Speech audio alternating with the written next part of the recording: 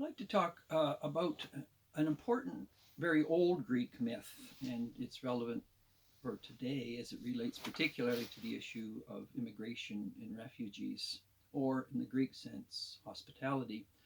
The Greeks had a notion of xenophilia, or open or love of the stranger, hospitality. We also have the term xenophobia, the fear of the other, the fear of the stranger. And so these two myths are going to look at the complex nature of being open to the other, immigration, refugee, the good of it, and yet the danger of it. So I'll use two Greek myths as they collide to explain the dilemmas we live with, which in fact divide the political right, the conservatives, and the left, the liberals or progressives, on the issue of immigration and refugees. The first myth, it's a very old one, it's in Ovid's Metamorphoses. It's a story of Baucis and Philemon.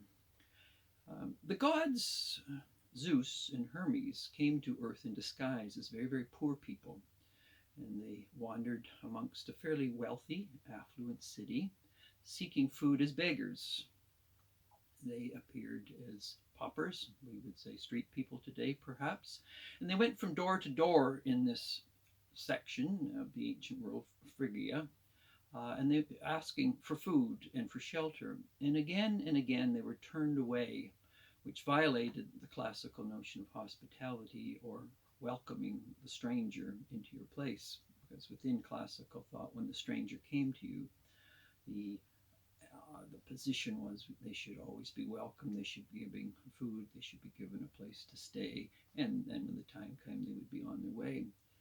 So Zeus and Hermes, Hermes, Zeus's son, went from place to place again and again. Doors were closed on them. Some of the most wealthy had nothing to do with them. They just told them to move on, move to another place, leave the town. We don't want you in this area.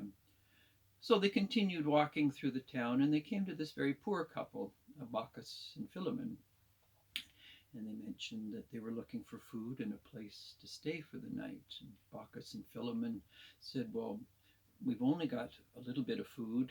We don't have a very large place, but we will give you whatever we can to assist you on your way. So they put together a little bit of a dinner that they had, a little bit of vegetables. They cooked it up. And so these two gods, Zeus and Hermes, concealed, very, very much concealed at the time, ate much what was left of Bacchus and Philemon's, all they had left. And then when Bacchus was pouring wine for the concealed Zeus, she was shocked in that she had no more wine to pour this guest. And this was a great offense to if a guest came, is that you've run out of wine, you can't give them anymore. But she was surprised that she kept pouring the wine. The bottle seemed empty, but the glass that Zeus was holding kept staying full.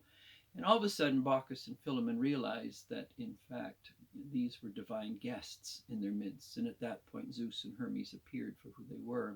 They then told Bacchus and Philemon they were going to destroy the city because it had no compassion, had no justice, did not know how to be kind to people who were visiting the town. And they urged Bacchus and Philemon to flee very, very quickly because the town was going to be flooded with a great flood. And as a result of that, they headed to a higher hill. The flood came in, and when the water receded, a temple to Zeus was put up, and Bacchus and Philemon became the priests of the temple. This particular story, and this is a very old myth, as I said, told by Ovid, Metamorphoses, of the importance of hospitality.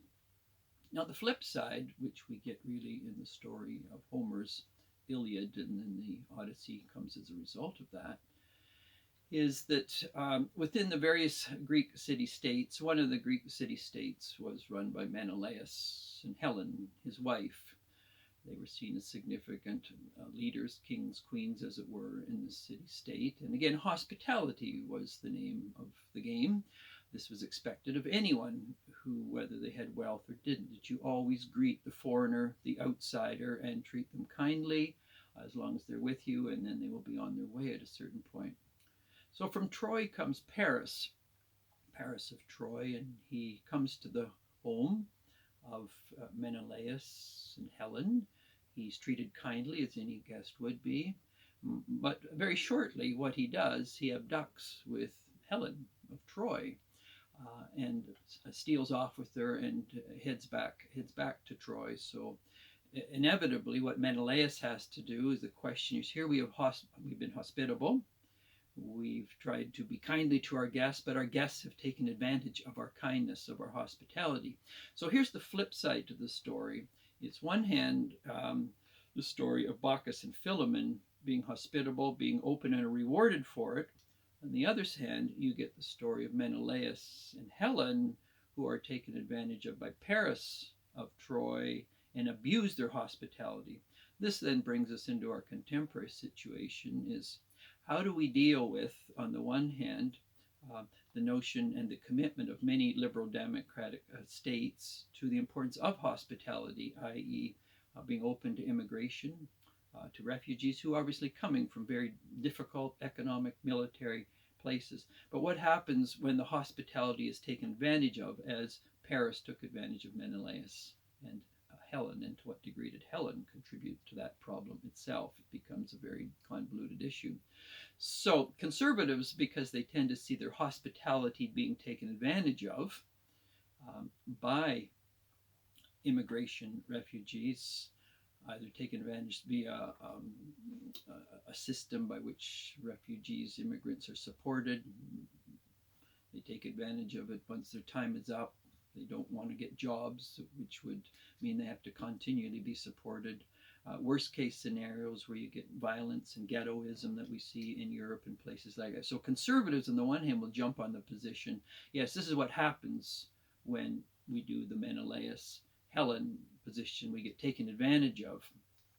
The other, the more liberal position, takes the position, in fact, we should be open to immigrants and refugees, and it tends to follow the Baucis and Philemon position. But we do know that both are true.